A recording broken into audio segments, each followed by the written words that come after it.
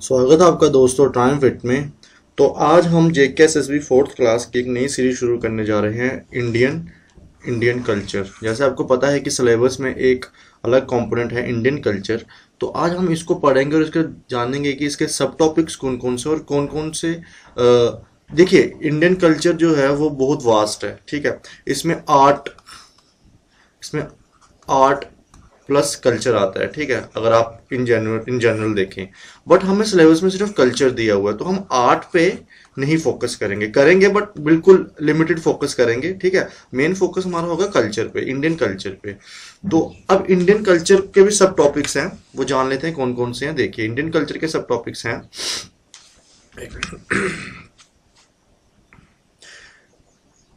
Indian culture में भी हमारे जो सब टॉपिक्स हैं वो जैसे कि है paintings, languages, festivals, religion, dance and music. तो ये हमारे जो मेन टॉपिक्स हैं इंडियन कल्चर के, हम इनको पढ़ेंगे और इनके बारे में जानेंगे। देखिए, जो क्वेश्चन आएगा आपको एग्जाम में वो इन्हीं टॉपिक में से आएगा, इससे बाहर नहीं आएगा। तो आप हमारे साथ बने रहिए, मैं आपको पूरा रटा दूंगा, आपको बुक खोलने की जरूरत तक नहीं पड़ेगी। तो प्लीज आप बस प्रोवाइडेड कि आप हमारे साथ लास्ट तक बने रहिए, ठीक है। तो चलिए स्टार्ट करते हैं हमारा इंडियन कल्चर। तो जैसे कि सबसे पहले हम करेंगे हिंदुज्म। हम रिलीजन के बारे में पढ़ेंगे। सबसे पहले हम पढ़ेंगे हिंदुज्म क्या है, ठीक है। हिंदुज्म के कंपोनेंट्स क्या थे और क्या क्या प्रॉब्लम्स आई हिंदुज्म में, ठीक है। तो सबसे पहले हिंदुज्म, जो कि बेस्ड हिंदुज्म बना है वर्ड हिंदू से। अब हिंदू क्या है, देखो हिंदू क्या है, हिंदू ड्राइव हुआ है वर्ड हिंदू से। हिंदू मतलब इंदस। ऐसे आपको पता है कि हमारी पहली सिविलाइजेशन थी उसको हम कहते हैं इंदस वैली सिविलाइजेशन। मतलब कि वो लोग जो इंदस नदी के किनारे रहते थे उन्हें कहते थे इंदू, ठीक है। और बाद एवोल्यूशन के साथ ये इंदू बन गया हिंदू, ठीक है। तो ऐसे ये हिंदू वर्ड आया और हिंदू से बना हिंदुइज्म, ठीक है। तो इन शॉर्ट हम क्या कह सकते हैं कि हिंदुइज्म क्या है। हिंदुइज्म को वो लोग फॉलो करते थे जो इंदस नदी के किनारे, जिनका हैबिटेट था, जो कि इंदस नदी के किनारे रहते थे।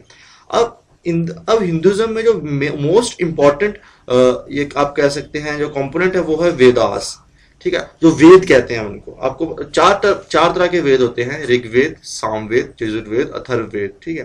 जो ऋग्वेद है जो सबसे पुराना वेद है, 1000 हायम्स हैं इसमें, ठीक है। उसके बाद आता है सामवेद।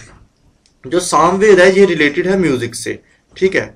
उसके बाद है यजुर्वेद जो है ये रिलेटेड है सैक्रिफाइजल हायम से। देखिए, जब भी कोई, आपने देखा होगा हिंदू कल्चर में जब भी कोई हवन होता है तो उसमें आहुति दी जाती है, ठीक है। तो आहुति के टाइम जो आहुति दी जाती है तो उसमें ये यजुर्वेद के जो हायम्स है वो यूज होते हैं, ठीक है। अगला आता है अथर्ववेद। अथर्ववेद होता है मेडिसिन और मैजिक से रिलेटेड, ठीक है। तो ये हमारे 4 वेद थे। आई होप आपको ये वेद समझ आए होंगे। तो चलिए आगे चलते हैं।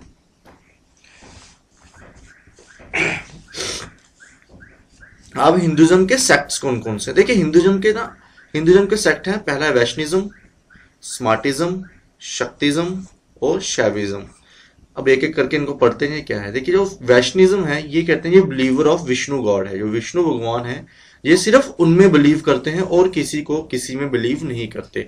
तो उन लोगों को जो सिर्फ विष्णु भगवान में बिलीव करते हैं उन्हें कहते हैं वैष्णिज्म। दूसरा आता है शैविज्म जो सिर्फ लॉर्ड शिवा में बिलीव करते हैं उनको कहते हैं शैविज्म, ठीक है। फिर आता है शक्तिज्म वो होते हैं वो लोग जो सिर्फ देवी पे बिलीव करते हैं, देवी की पूजा करते हैं, उसको कहते हैं शक्तिज्म।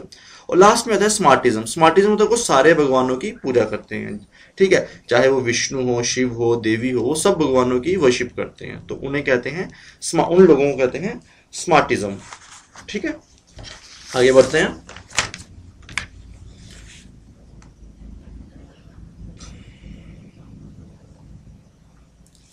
चलिए देखिए, अब हिंदुइज्म तो था, बट हिंदुइज्म में क्या था, हिंदुइज्म में प्रॉब्लम्स आई। क्या क्या प्रॉब्लम आई, जो मेन सती सिस्टम, चाइल्ड मैरिज और कास्ट सिस्टम तो अभी तक मुझे लग रहा है प्रेवलेंट है, अभी तक प्रॉब्लम है ये। और चाइल्ड मैरिज भी किसी किसी जगह अभी भी चल रही है, ठीक है। कुछ रूरल एरियाज में। तो सती सिस्टम के बारे में जानते हैं। सती सिस्टम में क्या होता था कि अगर हस्बैंड की डेथ हो जाए तो उसके साथ उसकी वाइफ को भी उसकी चिता, मतलब उसके जो क्रिमेशन बेड था उस पे जाना पड़ता था, मतलब उसको भी अपनी जान देनी पड़ती थी। ठीक है, तो ये होता था सती सिस्टम। चाइल्ड मैरिज आपको पता है बचपन में ही शादी हो जाती है। ये तो अभी भी कुछ कुछ हमारे देश के कुछ कुछ स्टेट्स के रूरल एरियाज में अभी भी प्रिवलेंट है। कास्ट सिस्टम आपको पता है, अनटचेबिलिटीज एंड ऑल दिस की जो लोअर कास्ट के जो लोग होते थे उनको पहले टेम्पल्स में एंट्री नहीं दी जाती थी, तो और भी बड़े उन पर रिस्ट्रिक्शंस लगाए जाते थे। तो ये प्रॉब्लम्स थी हिंदुज्म में। अब इन प्रॉब्लम्स को सॉल्व करने के लिए काफी ऑर्गेनाइजेशन या काफी मूवमेंट्स आई। ठीक है, सबसे इंपॉर्टेंट मूवमेंट थी ब्रह्मो समाज। ब्रह्मो समाज जो कि इसके फाउंडर थे राजा राम मोहन राय। राजा राम मोहन राय बहुत ही लिबरल किस्म के इंसान थे। इन्होंने सारी बुक्स पढ़ी थी, इनको ऑलमोस्ट सारी लैंग्वेजेस आती थी। ठीक है, तो राजा राम मोहन राय ने ब्रह्मो समाज की फाउंडेशन की, ताकि जो ये हमारी जो ये प्रॉब्लम्स है जो हमारे हिंदुज्म में, इसको रिजॉल्व किया जा सके। ठीक है, 1828 में ये ब्रह्मो समाज का संगठन हुआ था। दूसरा था आर्य समाज। आर्य समाज जो कि दयानंद सरस्वती जी ने फाउंड किया था। दयानंद सरस्वती, ये वही दयानंद सरस्वती जैसे आज आप देखते हैं डीएवी, जो डीएवी कॉलेज हैं, ठीक है, डीएवी कॉलेज हैं, स्कूल्स हैं, ये इन्हीं की देन है, ये दयानंद सरस्वती की ही देन है। तो ठीक है, इन्होंने फाउंड किया आर्य समाज और इन्होंने कहा कि जो वेदास में लिखा है वही सही है, आप एक बार वेदास को पढ़ लो तो आपकी सारी प्रॉब्लम्स दूर हो जाएगी। ठीक है, आगे बढ़ते हैं। रामकृष्ण मिशन। रामकृष्ण मिशन 1897 में आया। इससे एसोसिएटेड कौन थे? जो सबसे important personality of India, Swami Vivekananda, वो इस रामकृष्ण मिशन से एसोसिएटेड थे। ठीक है, ये मिशन भी आया ताकि जो प्रॉब्लम्स थी हिंदुज्म में उसको रेक्टिफाई कर सके। और ये मिशन कब आया? 1897 में। ठीक है, चलिए आगे बढ़ते हैं। अब पढ़ते हैं इस्लाम। ठीक है, हमारा सेकंड रिलीजन है इस्लाम। देखिए, इस्लाम जैसे हिंदुज्म के 4 सेक्ट थे, इस्लाम के 2 सेक्ट हैं, शिया और सुन्नी। ठीक है, और इंडिया में जो मेजोरिटी ऑफ मुस्लिम्स है वो सुन्नी है। ठीक है, शिया नहीं है, मेजोरिटी ऑफ सुन्नी है। ठीक है, अब इस्लाम में भी काफी मूवमेंट्स आई। ठीक है, क्योंकि इस्लाम में भी प्रॉब्लम्स थी। ऑब्वियस है, हर एक रिलीजन में प्रॉब्लम्स होती हैं। ठीक है, ताकि वो हिंदुज्म हो, इस्लाम हो, क्रिश्चियनिटी हो, बुद्धिज्म हो, कुछ ना कुछ प्रॉब्लम्स रह जाती है। तो उनको रेक्टिफाई करने के लिए काफी स्कॉलर्स आए।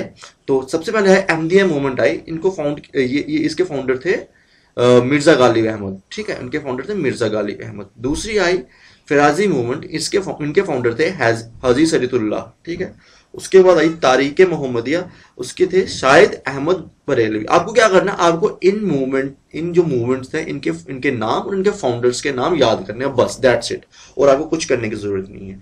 तो लास्ट मूवमेंट थी most important movement, Aligarh movement. ये मूवमेंट के बारे में हम मॉडर्न इंडिया में पढ़ेंगे जब हम उसके लेक्चर लेंगे। और ये सर शायद अहमद खान, ये मोस्ट इंपॉर्टेंट स्कॉलर थे मॉडर्न इंडिया के, जिन्होंने अभी आप देखते हैं AMU, आपने नाम सुना होगा, अलीगढ़ मुस्लिम यूनिवर्सिटी। ठीक है, इसके फाउंडर भी शायद अहमद खान थे। ठीक है, तो ये बहुत इंपॉर्टेंट पर्सनालिटी है मॉडर्न इंडिया में, इनके बारे में हम आगे पढ़ेंगे और अलीगढ़ मूवमेंट के बारे में भी हम आगे पढ़ेंगे। ठीक है, तो नेक्स्ट हमारा आता है सिखिज्म। सिखिज्म, देखिए सिखिज्म के बारे में आपको मैं बता दूं। देखिए, फाउंडर थे इनके गुरु नानक देव जी। 1469 में फाउंडेड हुआ था गुरु नानक देव जी के द्वारा।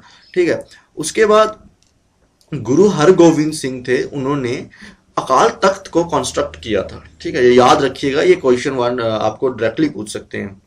उसके बाद गुरु गोविंद सिंह जी थे, उन्होंने खालसा मतलब एक मिलिट्री स्टार्ट की थी, सिख मिलिट्री, आप खालसा आर्मी कह सकते हैं। ठीक है, वो गुरु गोविंद सिंह जी ने स्टार्ट की थी। ठीक है, उनका लास्ट गुरु भी गुरु गोविंद सिंह जी ही थे। ठीक है, उसके बाद आपको बता दें जो गुरु तेग बहादुर थे, उनका एग्जीक्यूशन किया था औरंगजेब ने 1675 में। ठीक है, उसके बाद जैसे कि जो सिखिज्म है, जो सिख्स होते हैं उनको 5K रिटेन करना पड़ते हैं। ठीक है, कच्चा, कड़ा, केश, कृपान, कंगा। अगर आपके कोई सिख फ्रेंड है तो आपको वो ज्यादा बता पाएंगे कि ये 5Ks का क्या महत्व है। ठीक है, तो ये 5Ks उनको रिटेन करना पड़ते हैं। ठीक है, चलिए आगे बढ़ते हैं। तो ये था हमारा लेक्चर। Thanks for watching. और मैं आपको एक और चीज बता दूं कि अभी अभी ये लेक्चर पूरा नहीं हुआ रिलीजन, अभी हमारा बुद्धिज्म, जैनिज्म और क्रिश्चियनिटी, ये 3 रिलीजन अभी पेंडिंग है, हम अगले लेक्चर में पढ़ेंगे, क्योंकि बुद्धिज्म और जैनिज्म पे ज्यादा फोकस करने की जरूरत है, क्योंकि मुझे बहुत इंपॉर्टेंट और इसमें से डेफिनेटली क्वेश्चन आता ही आता है, तो इसलिए मैंने इसको सेपरेट रखा है। ये 3 रिलीजन हम अगले लेक्चर में पढ़ेंगे। और जो आपने ये पढ़ा है इसकी पीडीएफ आपको हमारे टेलीग्राम चैनल पे मिल जाएगी। आप ट्रायम्फ इट करके सर्च कीजिएगा, वहां पे आपको मिल जाएगा। तो नहीं तो मैं डिस्क्रिप्शन में भी लिंक दे दूंगा अपने टेलीग्राम चैनल का, और इसकी जो पीडीएफ है वो आपको वहां पे मिल जाएगी। तो thank you for watching, I hope आपको अच्छा लगा होगा, और अगर अच्छा लगा तो प्लीज आप कमेंट जरूर करिएगा। Thank you for watching.